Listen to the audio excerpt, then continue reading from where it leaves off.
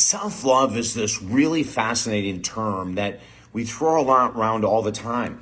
There's so many of us, if we were stopped on the street, I remember saying this, 30, 40 years ago, if 100 people were stopped on the street and said, hey, do you really love yourself like incredibly deeply? Probably 90% would say yes. And probably 90% of those people would not be telling the truth.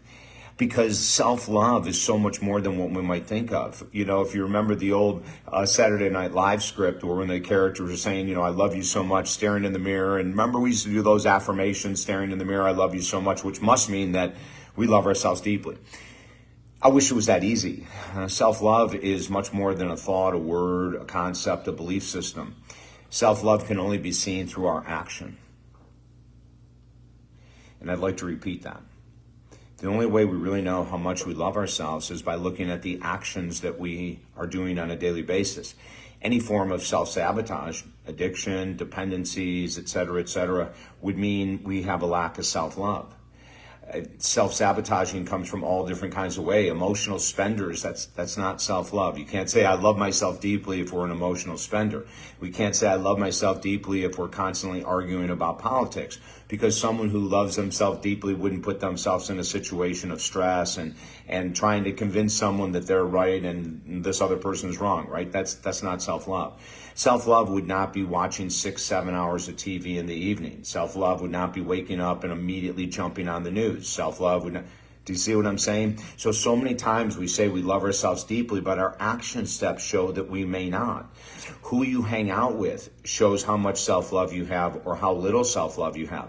What programs you watch, it's all about showing, do I love myself or not? What YouTube channels do you listen to? I don't listen to any YouTube channels. We have our own. We have 2,500 YouTube up there on personal growth and success. I don't watch anyone else's, but my clients do.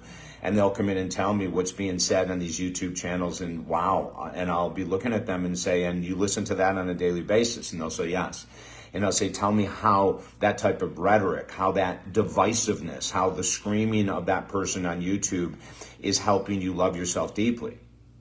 And of course, the answer is they always say, well, I guess it's not. If you walk away from something that makes you feel uncomfortable, angry, upset, we have to look at that and say, is that a place that I want to be? Is that a place that I need to be? When we're hanging out with people that are constantly arguing or constantly gossiping or always talking about negativity, that's not self-love.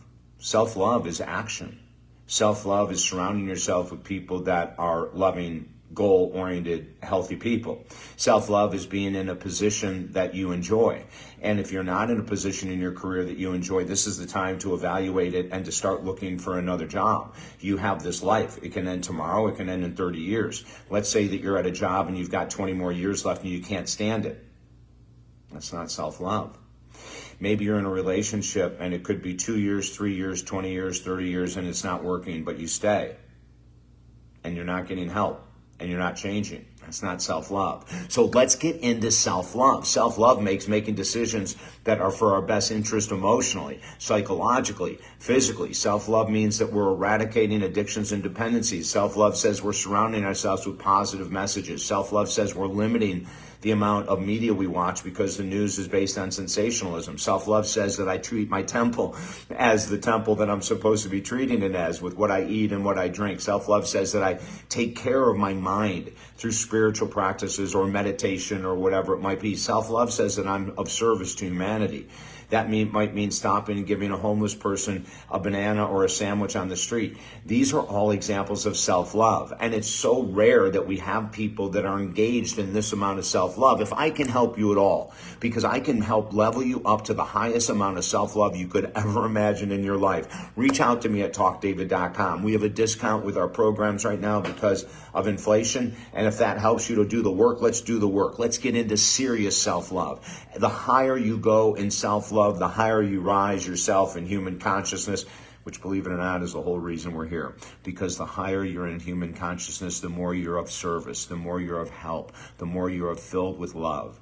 reach out to me at talkdavid.com. And don't forget, there's 4 books there for free that you can get at talkdavid.com that could help you raise your level of self-love as well. You've been tuned into David Essel Live, the most positive podcast in the universe, right here on Buzzsprout.com.